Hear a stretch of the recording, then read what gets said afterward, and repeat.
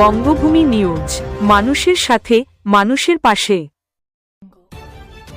বাসন্তীতে Netaji Subhash academy প্রতিষ্ঠা নিয়ে আজকের এই সংক্ষিপ্ত আলোচনা। তো ব্যাপারটা কি? দক্ষিণ ২৪ পরগনার বাসন্তী ব্লকে মানে সুন্দরবনের একেবারে ভেতরে নেতাজি সেবা ফাউন্ডেশন একটা নতুন একাডেমি শুরু করেছে। দেখুন, এমন একটা জায়গায় যেখানে ভালো পড়াশোনা বা কাজের সুযোগ পাওয়া বেশ কঠিন, সেখানে এই উদ্যোগটা কিন্তু শুধু একটা স্কুল নয়, এটা ওখানকার তরুণ প্রজন্মের জন্য একটা নতুন আশার আলো। চলুন এর দুটো মূল দিক জেনে নেওয়া যাক।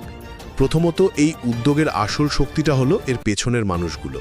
হ্যাঁ, একটা বেশ বড় অনুষ্ঠান করে শুরু হয়েছে, প্রাক্তন মন্ত্রী সুভাষ নস্কর উদ্বোধনও করেছেন। কিন্তু আসল ব্যাপারটা হলো সাধারণ মানুষের যোগ দেওয়াটা। যেমন ধরুন, সুভাষ বর্মনের মতো একজন সাধারণ মানুষ জমি দান করে এই স্বপ্নটাকে সত্যি করেছেন। স্থানীয় স্কুল আর পঞ্চায়েতও কিন্তু সব রকম সাহায্যের কথা দিয়েছে। মানে এটা একটা সত্যিকারের সামাজিক উদ্যোগ হয়ে উঠেছে। আর দ্বিতীয়ত, এই একাডেমির লক্ষ্যটা আসলে কি? এর উদ্দেশ্য শুধু বই পড়ানো নয়, আসল লক্ষ্য হলো নেতাজি সুভাষচন্দ্র বসুর আদর্শের নতুন প্রজন্মকে পথ দেখানো, যাতে ওরা আত্মবিশ্বাসের সাথে ভবিষ্যতের যে কোনো চ্যালেঞ্জের জন্য তৈরি হতে পারে। এই একাডেমি শুধু জ্ঞান দেবে না, তাদের চরিত্র আর নেতৃত্ব দেওয়ার ক্ষমতাও তৈরি করতে চায়। সব মিলিয়ে বললে এই উদ্যোগটা সুন্দরবনের বুকে শুধু একটা স্কুল নয়, এটা আসলে স্থানীয় মানুষের সহযোগিতায় বেড়ে ওঠা একটা নতুন সম্ভাবনার জ্বলজ্বন্ত প্রতীক। চারিদিকে আগুনের স্তূপের মধ্যে দাঁড়িয়ে এই কোটি কতক আপনাদের সন্তান ছেলেরা, তারা এইরকম একটা শুরু করেছে। তো আমি এই বর্মনের নামটা শুনে ভালো লাগলো, যেখানে অনেক বর্মনের জানাচেনা আমাদের আছে। এক বর্মন তো বিখ্যাত হোমিওপ্যাথিক ডাক্তার, তাই না? তোমাদের বাড়ির কাছে বিখ্যাত হোমিওপ্যাথিক ডাক্তার। ও বাবা এখনো বেঁচে আছেন কিনা, মারা গেছেন। পুরনো মানুষ জানতাম, চিনতাম সবাইকে। তো সেইগুলো মনে পড়ে ভালো লাগছিল। এখানে এসে তো অবাক হয়ে গেলাম। অবাক হলাম এইটা দেখে।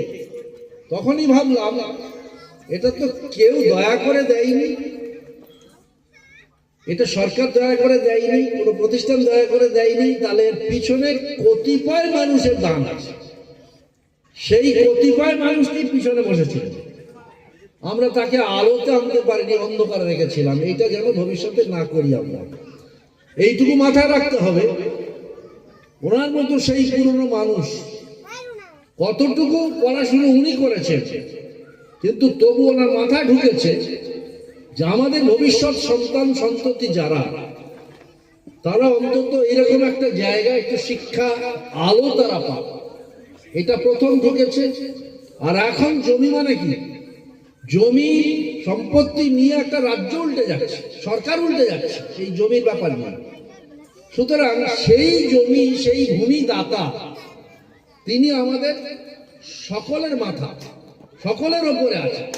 এইটা যেন আমরা তাকে সবসময় সেই প্রণাম, সেই নমস্কার, সেই এটা দিতে পারি। তো দ্বিতীয় কথা হচ্ছে যে আজকের ভারতবর্ষ, আমাদের দেশের নাম ভারতবর্ষ, আমাদের রাজ্যের নাম পশ্চিমবঙ্গ। পশ্চিমবঙ্গের মতো অনেক রাজ্য মিলিয়ে এই দেশটা ছোটখাটো ব্যাপার নয়, অনেক বড়, অনেক বিশাল। সেই বিশাল দেশটাকে নিজের দেশ, স্বাধীন দেশ করার জন্য যিনি লড়াই করেছিলেন অনেক মানুষ, তখনকার দিনে 1947 সালের অনেক আগে থেকে 200 বছর এই দেশটা পরাধীন ছিল। তার বিরুদ্ধে লড়াই করে, একটা বড় শক্তির বিরুদ্ধে লড়াই করে করে যারা আমাদের দেশ করেছিলেন, যেটা আমাদের দেশ ছিল না, তাদের প্রধান পুরুষের নাম হচ্ছে নেতাজি সুভাষচন্দ্র বোস। তাকে স্মরণ করে আজকাল আর এগুলো কেউ মাথায় রাখে না, মাথায় রাখে না। এদের নামগুলো সব তুলে দেওয়ার চেষ্টা হচ্ছে, সরকারি ভাবে আইন করে তুলে দেওয়ার চেষ্টা হচ্ছে। ওই মহাত্মা গান্ধীর নাম তুলে দেওয়ার চেষ্টা হলো আমাদের ভারতবর্ষের পার্লামেন্টে। মহাত্মা গান্ধীর নামে সারা দেশের গরিব মানুষরা কাজ পেত, MGNREGA, মহাত্মা গান্ধী